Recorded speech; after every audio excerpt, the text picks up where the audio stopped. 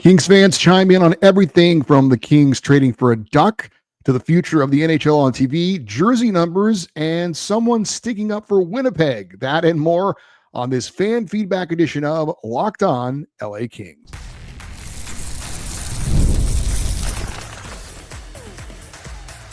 You are Locked On Kings, your daily podcast on the Los Angeles Kings, part of the Locked On Podcast Network, your team every day.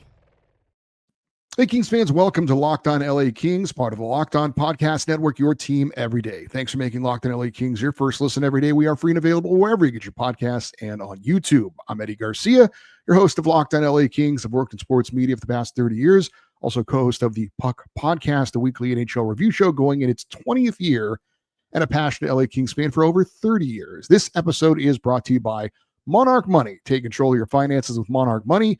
Use the code LOCKEDONNHL at monarchmoney.com and you'll get 50% off your first year. It is time for another Kings fan feedback show. Your chance to complain, praise, question, celebrate, and pontificate about our Los Angeles Kings. I'm going to read the emails we received this week in the order in which they were received. I did have to edit a few of the longer ones so we could make sure we could get all the emails in, which we will hopefully do. Let's get right into it. We start with Steve. He is in Tahunga. And he says, I'm very surprised that in none of the Kings-related media I follow, no one has mentioned that Phillip Danault also played on that Stanley Cup Finals team in Montreal with Corey Perry and Joel Armia. A quick check confirmed that not only did Danault play on the team, but Joel Edmondson as well. That was the playoff run that put Phil on the map as a shutdown centerman and eventually led to him signing in LA. I remember him being on the ice against the number ones of every opponent. Regarding Perry, even though I can't say I will cheer for him directly based on my personal distaste, I have to say we need him to do well in order for the Kings to succeed beyond the regular season. So I may find myself singing a different tune in May or June. Thanks for all you do. Go Kings go. That was Steve in Tahunga. Fair enough on Corey Perry. Great points on Phillip Danault and Joel Edmondson. Former King Tyler Toffoli also on that Montreal team that made it to the Stanley Cup final in 2020-21, one of the COVID seasons. Only a 56-game regular season that year. They realigned with all the Canadian teams in one division because of the travel restrictions between the U.S. and Canada. Montreal was the team with the fewest points that season that made it in the playoffs. They ended up going on a Cinderella run all the way to the finals, then lost in 5 games to the Tampa Bay Lightning. But yes, there were 4 members of the current LA Kings on that team: Danault, Edmondson, and Perry and Armia. Michael in Fullerton checks in. He says, central to the thinking of every fan of the game of hockey, or of any team in a game for that matter, is the Socratic dictum, the impossible is possible. Oh, so true of NHL fans, the vast majority of whom will, far more often than not, see their team, but only on rare occasions, only after decades of failure, finally lift high the Stanley Cup. The improbable is possible. Just ask the Kings of 2012 if that phrase was apropos. In that wondrous year, the Kings team succeeded in giving newfound hope to all fans of the game. But in our search to see the Kings hoist the cup, let's consider the teams that won all the marbles and chalk. Since 2017, the 10 teams to beat were the Washington, Vegas twice, St. Louis, Boston, Tampa Bay thrice, Dallas, Montreal, Colorado, Florida thrice, and Edmonton twice. In other words, only 10 NHL teams in the last 8 years have competed to vie for the finals. The next Stanley Cup winner, by virtue of improbability or prediction or design, will have to overcome the likes of Tampa Bay, Florida, and Edmonton before entering their charmed circle, for they are the models of how a Stanley Cup championship team is built. In all probability, the Kings of 2025-26 will not reach the highest level of completion for the Cup. Fans of the club will live on and starve on Socratic wisdom. The organization will tout promise and hope for tomorrow. Oh, Socrates, thy name may statistically spell hope. That was from Michael in Fullerton. Thank you, Michael, for that interestingly worded email. Yes, I guess it's what he's trying to say is we think we know, but we don't know. And that is what makes sports great. Now, most of the time, we probably, if you're a student of the game, if you pay attention to what's going on, you probably have a pretty good idea about who the good teams are and who the bad teams are. But in sports, there's always surprises. There's always teams that disappoint. So What are the LA Kings next season? We don't really know, but we'll have to wait and see. We talked about Montreal just a moment ago, making it a Stanley Cup final, a very improbable run. The Vegas Golden Knights in their first ever season making it to the finals. Now, they weren't your typical expansion franchise, but still, that was very improbable. And as was pointed out, the 8th-seeded LA Kings in 2012, the lowest-seeded team ever to win a Stanley Cup. There was not a lot of people predicting this, that the Kings would win the Stanley Cup in 2012. So we never know. It's what makes sports great. Steve in Boston checks in. He says, first and foremost, thank you for everything that you do for the Kings community. As someone who's moved out to the greater Boston area a few years ago for work, I really appreciate the ability to stay in the know on the East Coast. I'll never switch teams despite being surrounded by Bees fans. Go Kings, go always. My question for you, do you think the current NHL broadcast situation is sustainable? And if not, how long do you think it'll take the NHL before they need to take serious steps to address the problems that local broadcasts create for audience growth on a league-wide scale?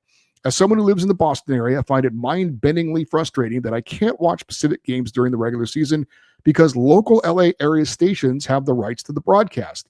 It was so bad during the previous season that I actually canceled my ESPN Plus subscription because I would come home from work, get ready to watch the Kings at 10 or 10:30, only to be met by a black screen saying those cursed words, due to regional broadcast restrictions, this game is unavailable.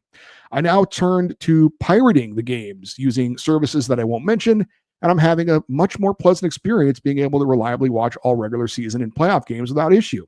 What is even more frustrating is that I would happily pay for NHL.tv because it was a more complete product. I'm willing to pay for a quality product, but I'm not inclined to let my pockets be pilfered by the inferior and lazy garbage that the NHL allows. Wanted to ask something different than the normal roster questions. Thanks again for everything you do for the Kings community, Eddie. You are a rock star. And that was Steve in Boston. Well, thank you, Steve. I don't think I've ever been called a rock star, but I do appreciate it. It's a great question. I think it's pretty clear that cable TV is dying and streaming is where everything's going, and then it would include sports. I honestly, I got to be honest with you, I don't understand why in Boston you would ever be prohibited from seeing a game because of a Kings blackout. That doesn't make any sense. Why would a local broadcast apply to you in Boston? So it's a little confusing. I'm not saying you're wrong. I don't understand why. So the Kings, I believe, I'm almost positive, have 1 year remaining on their deal with the FanDuel Sports Network. After that, who knows? The Ducks and a few other teams, I think Vegas, Seattle, Dallas, they've gone to either free over-the-air TV broadcasts or free streaming, which obviously I would love to see because that means that Kings fans don't have to pay to watch the Kings. That would be amazing. So we'll see what happens after this coming season. So then as far as the national TV contract, the NHL has a deal with ESPN and TNT. It was a 7-year deal. They're now in year 5 of the 7-year deal. So they've got 3 more years left on their national TV contract. And then after that, we'll see if there's a change and what they decide to do. But certainly the times are changing when it comes to how we consume our television, and streaming is certainly the way that things are going. Alan in Sonoma checks in. He says, hey, Eddie, I've seen some talk on Mason McTavish becoming available via the Ducks. Do you think he's a good fit? I've seen him projected as a point per game player type of talent. Also, did the Kings decide on a new announcer? Thank you, Alan in Sonoma. No news on a new announcer yet for the Kings. As far as the Mason McTavish thing, interesting because the Ducks have a load of cap space, but their GM, Pat Verbeek, apparently playing hardball in Mason McTavish, who's a UFA after this season. So he's in the same situation as Adrian Kempe. He was their leading scorer last year, and he's 22. So unless he's asking for something really outrageous, I'm really surprised the Ducks aren't willing to pay up for him because he's still really young. He's your leading scorer, and he's probably only going to get better. So we'll see what happens. I've seen a lot of rumors about the Canucks going hard after him. There's talk about the Ducks looking for a good young player, a high prospect, and a first-round pick in exchange for Mason McTavish. If that was the case, then the Kings would be giving up Alex Laferriere, Liam Greentree, and a first-round pick.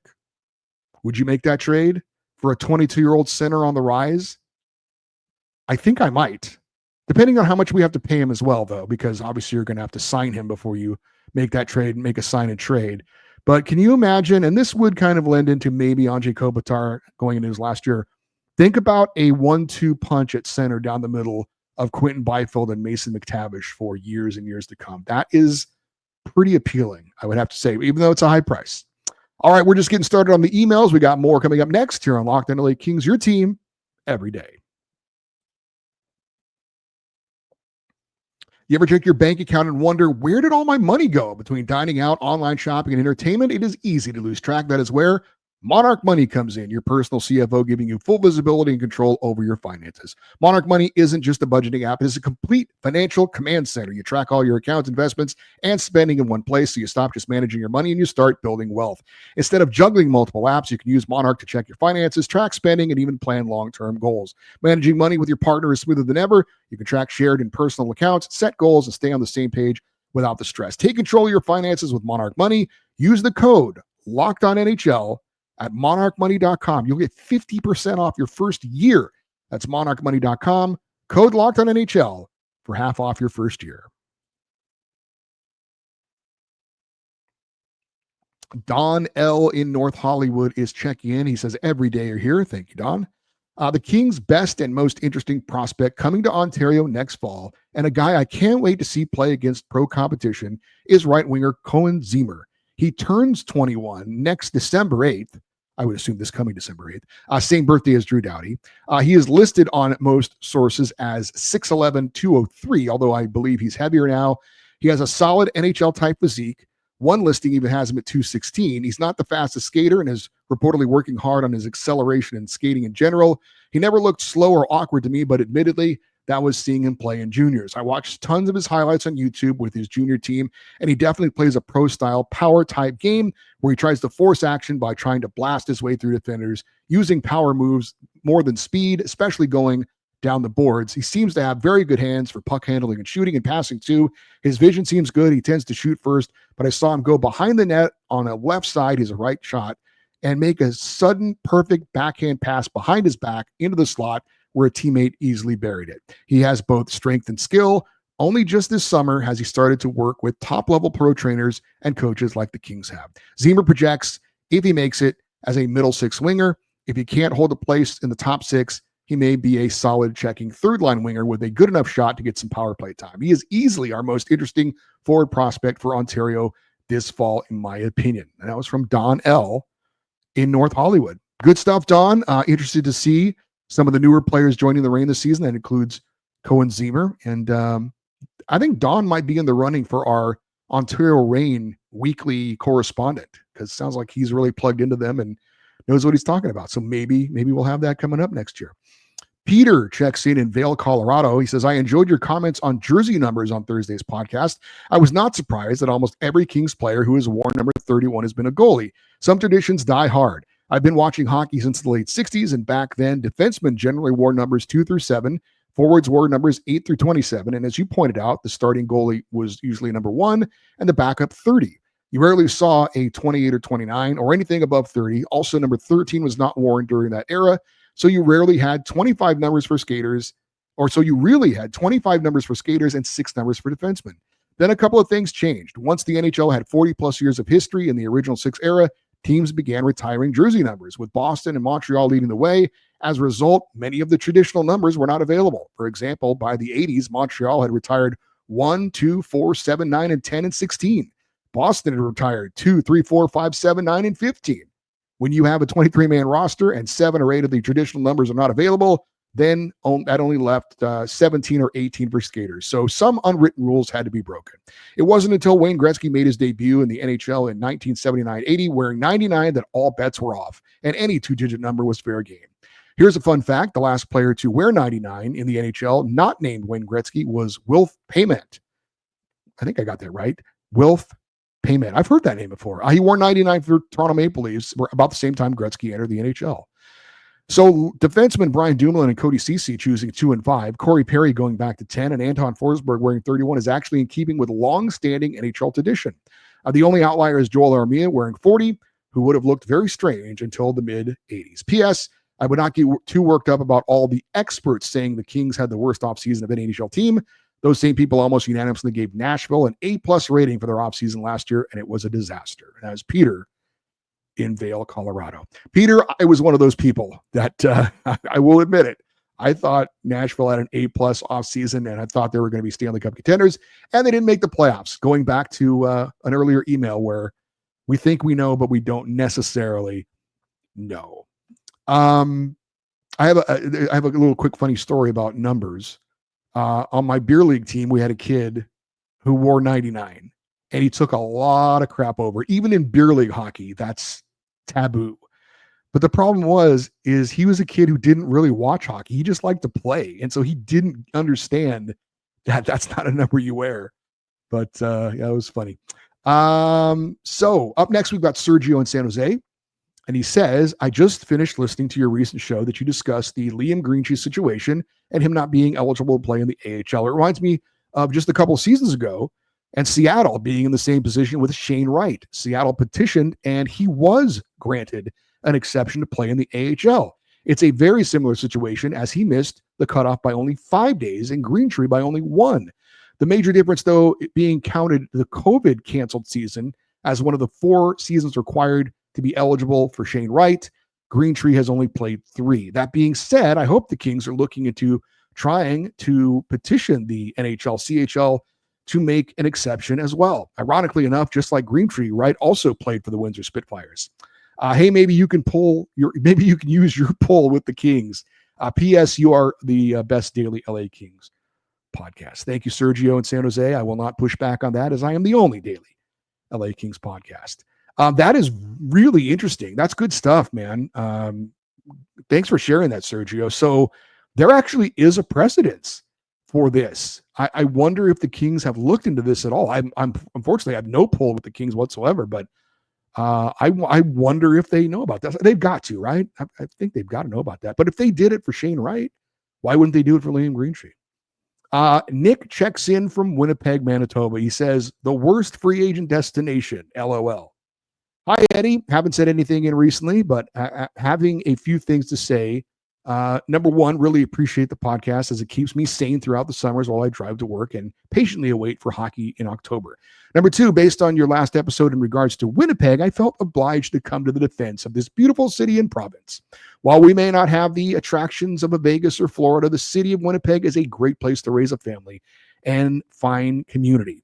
People in Winnipeg are friendly, and the fan base is diehard for the Jets. Although I am not a Jets fan myself, I can see why players would want to come here as they are treated extremely well and adored as superstars. The city as well is quite nice in the summers and has local attractions worth coming to see. Winnipeg is not a vacation hotspot for many, but that's what other cities such as Vegas, Florida, and even Los Angeles are for.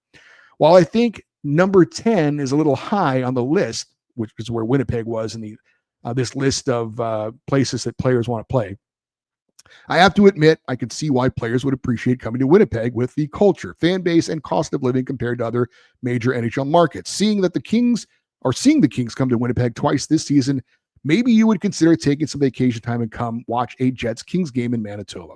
All in good fun, of course, but I figured I should at least give my opinion since I live here.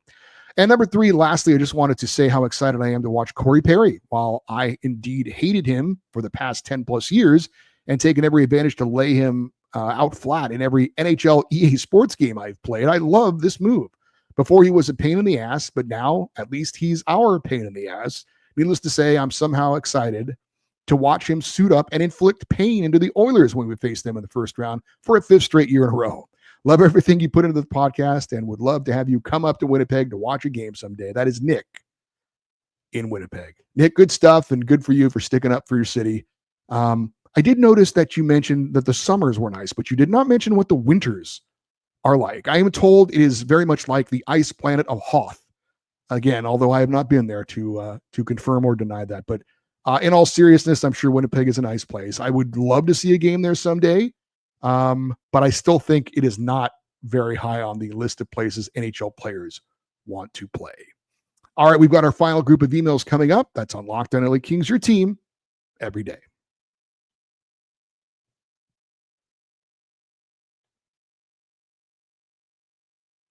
Brian in Los Alamitos checking in, one of our regular emailers. He says it was another great week of shows. Thank you, Brian.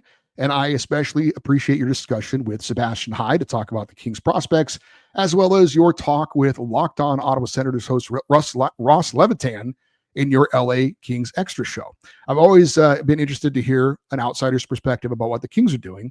With regard to the article that appeared in The Athletic, I thought the dead last ranking was unfair and undeserved. I cannot believe that Ken Holland, with all of his experience, did not try to sign other, more effective players to the Kings. But if those players don't want to come to LA, what choice does he have but to sign players who will? And at that point, he can only pick up from the leftovers, as Nick Nixon is. I think I got a text message, and Nick Nixon was giving me the call there on my ringtone, and my text message tone are Nick Nixon's final calls of the Kings winning their 2 Stanley Cups. And I never get tired of hearing that. Sorry to disturb your email there, Brian. Somebody did not have their phone on silent. Let's see. Continuing with the email, he says, I think it was a rude awakening for Holland, as he may have thought signing free agent replacements for Spence and Gavrikov would be easier. I just hope the Kings will be able to do something at the trade deadline next season. Thanks again. Go Kings, go. That was Brian in Los Alamitos. It is an interesting comment. I don't know if Ken Holland would ever admit to that or not, but it's possible that maybe he thought LA, hey, I'm in Edmonton. It's a hard place to get people to come to play. It's Edmonton. Maybe he thought LA would be a little easier, and it wasn't. Maybe. I don't know. Dave checks in from Seattle, and he says, I haven't been able to email to comment on the offseason due to recovering from a severe case of Corey Perry acquisition syndrome. I ruined the joke, Dave. I'm sorry. Just when I thought I was feeling better, I came down with a bout of Cody Ceciitis. As a Kings fan for over 30 years, I've always tried to maintain a positive attitude, but I don't know that I will be able to shake this feeling. I just can't help thinking the team has taken a major step backwards. Rob Blake's moves last offseason didn't seem too smart at the time, but turned out to be good for the team. Not so sure it'll look the same this way on Holland's signings. My gut feeling is we should have kept Blake and fired Hiller. Hope I'm wrong. Either way, I will watch every game and follow the team as I always do. Tell me it's going to be okay, Eddie. Thanks for all you do. Go Kings, go, Dave in Seattle. Yeah, I mean, I could definitely understand people thinking the Kings could take a step back. I don't see major step back. I don't think losing Gavrikov and Spence equates to a major step back. But we'll see. But Dave, it's going to be okay. I hope. Andy in Guelph checking in. He says, loved the episodes. I agree that it is not all doom and gloom. I don't like CC or that contract, but the defense isn't terribly worse. Health, I think, is the biggest issue. That's a good point. Many people look at the 5 forwards and Kuzmenko as the biggest reason for the Kings' improved power play last season. I also think the addition of Quentin Byfield to the power play made a massive difference. So much so that if they decide to give Clark a look there too, I think it's time for Kopitar to give up his spot on the number 1 power play to QB. Your thoughts? And that was Andy in Guelph. So if I'm following you here, Andy, you're saying you don't want the 5 forwards on the power play. You want Clark and Q and Kopitar out. I don't have an issue with Kopi off the number 1 power play and on the second power play unit, really. Although I doubt that will happen, to be honest with you. But the Kings are pretty much on record as saying they're going with the 5 forwards on the number 1 power play unit. So if that's the case, you've got Byfield, Kempe, Kuzmenko, Kopitar, and Fiala as your 5 forwards. The only downside to that, I assume, is that if Doughty's on the second power play unit, does that mean that Clark is not there at all? Or would they possibly have Doughty and Clark together on the second power play unit along with Moore, Laferriere, Deneau, and I guess Fogle? Or maybe Fogel's not there and they have Clark and Doughty on the second power play unit. I don't know. But yeah, it wouldn't break my heart if you had a number 1 power play unit of, I guess it would be Clark, Q, Kempe, Kuzmenko, and Fiala. Like I said, they've said it's going to be 5 forwards. So, but things change. We'll see. But I think that's what they're going to start off with. And that would probably mean Kopitar is going to stick on but Byfield will be there too. Scott in Anaheim says, or will he? How do they think about it? No, Yeah, he would. I think if it's a 5-forward first team power play unit, then Byfield would be out there. Okay. Scott Nanheim says, I know most fans hate the offsides replay rule. Is there a way we can suggest changing that? My suggestion is that offside can only be challenged on the initial rush into the zone or if the play doesn't have time to set up the cycle. I hate when a person scores about 15 seconds after the offside and the offside had no bearing on the goal at all. Keep up the good work. Go Kings, go Scott in Anaheim. Look, I'm one of those people, if I was commissioner, for a day, I could change things. I would absolutely get rid of the coach's challenge for offsides. I just think it slows down the game. It takes away goals, which is never anything you want to do. And it's over the most, who cares if the guy's off by a half inch? I really don't care. I know rules are rules, but just go back to letting the linesman call it. And if he misses it by a half inch, who cares? I can live with that. I'm get rid of the offside challenge, please. Ed in Brea says, just wanted to say that the only A grades I give to the Kings last season is for Darcy Kemper and Adrian Kempe. You and me disagree about Kempe's worth at $10 million. He's not a point per game player, and he's like 29 in age. I say 9 or 9.5 million. He's becoming a valuable two-way player like Kopitar. He says Kemper will be solid, maybe a dip this season due to his age. Love the Forsberg pickup, very serviceable backup. This season, 5 teams from the Central will make the playoffs, 3 in the Pacific. Kings will finish 4th and miss the playoffs, and a coaching change will happen. I'm not excited for this season. I expect the Kings to take a step back. If this is Andrei Kopitar's last season, let's enjoy it since he is a Hall of Famer, guaranteed. 2 cups, a Selke, and a Bing winner. Top 3 LA Kings in franchise history, Marcel Dion, Luc Robitaille, and Andrei Kopitar. Keep up the good work. Go Kings, go. As always, Ed in Brea. So Ed's already predicting the Kings are doom and gloom. Kings are going to miss the playoffs. I don't see Gavrikov and Spence being the only things that are taken off this team, and that equates to a missing of the playoffs. That's a pretty gigantic step back for those 2 guys leaving. And I will agree with you. I think the Central will get 5 playoff teams again. But my question is, if you're going to assume that the Oilers and the Golden Knights are going to finish somewhere in the top 3 in the Pacific, which I think is reasonable, who's going to beat the Kings out for the 3rd place spot? Honestly, there's no one else in the Pacific that's that good. And if you say the Ducks, Ed, I will smack you upside the head. There's nobody else is. I don't see anyone else of San Jose, Calgary, Vancouver, Anaheim, Seattle. I don't see any of those teams beating the Kings out for a playoff spot. I don't. I've been holding this email for a few weeks because we've always run out of time. And 99% of the time, the emails that I get are positive. But occasionally, I will get a negative email. And I wanted to read this one because I don't want you guys to think that or that I only read the positive ones. So this came from Tim Owens on Instagram. And I asked Tim if it was okay if I read this on the feedback show. And he said, yes. It's from a few weeks ago because I haven't had time to get to it. But he says, Eddie, I've been a Kings fan since this 1970-172 season. And I've been through a lot of ups and downs through the years, but I've always tried to remain positive. I started listening to your podcast towards the end of the regular season, and I find it remarkably depressing how negative you are about everything that seems to be transpiring on the Kings team.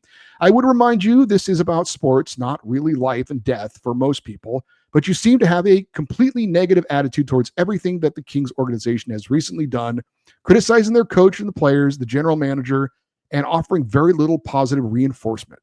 I've listened to all the other podcasts that focus on the Kings, and they all seem to see more positive possibilities for the team than you. I don't think everyone needs to see everything through rose-colored glasses, but being able to see beyond your personal doom and gloom is important for the success of your show.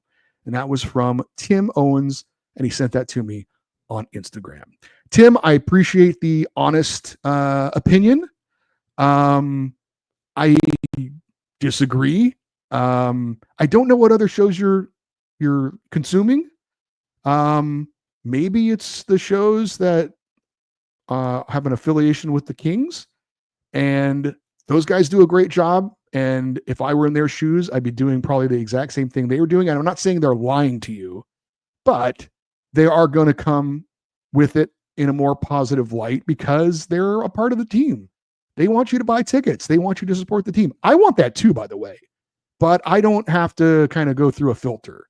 I can say whatever I want. I can say fire the coach. They're never going to say that. So that's where I'm coming from. And I love the Kings. I want to see them do well, but I'm never going to not be honest about it. And if I think that the team is doing something I don't like, or if I think the coach needs to be fired, I'm going to say that.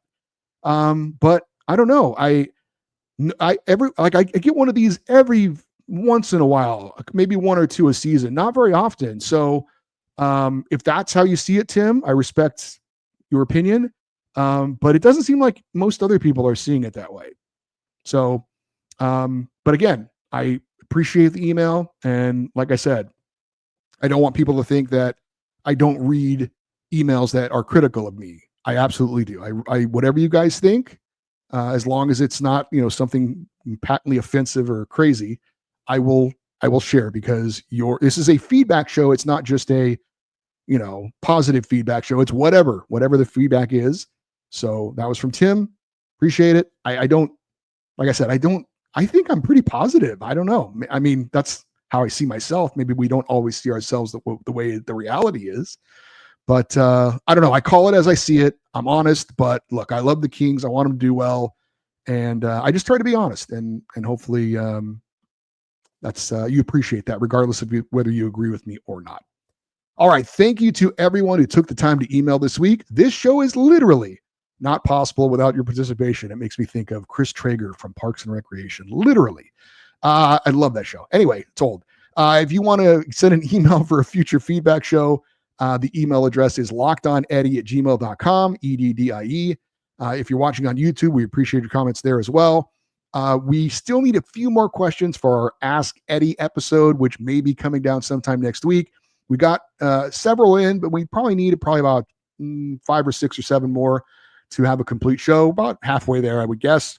So if you have any questions for me, your host, like I said, it doesn't have to be non-hockey related, but if it's more of a non-hockey related question, I would appreciate that. It's about, kind of getting to know me. If you have any questions at all that you would like me to answer, I'd be willing to do it. Have fun with it. It can be something silly if you want, but again, lockedoneddie@gmail.com. Put Ask Eddie, if you could, in the subject for an Ask Eddie show that we're planning on doing probably sometime next week. Also, please stay interactive with the show on social media: X, Twitter, Instagram, TikTok. We are at Locked On LA Kings. And if you're interested in some extra content, we did have an emailer talk about some of that. You can send me an email, lakingsextra@gmail.com, and I will let you know what the details are on that. All right, I'm Eddie Garcia. Thank you for listening and watching Locked On LA Kings, part of the Locked On Podcast Network, your team every day. Have a great rest of your day. We'll talk to you next time. And as always, go Kings, go.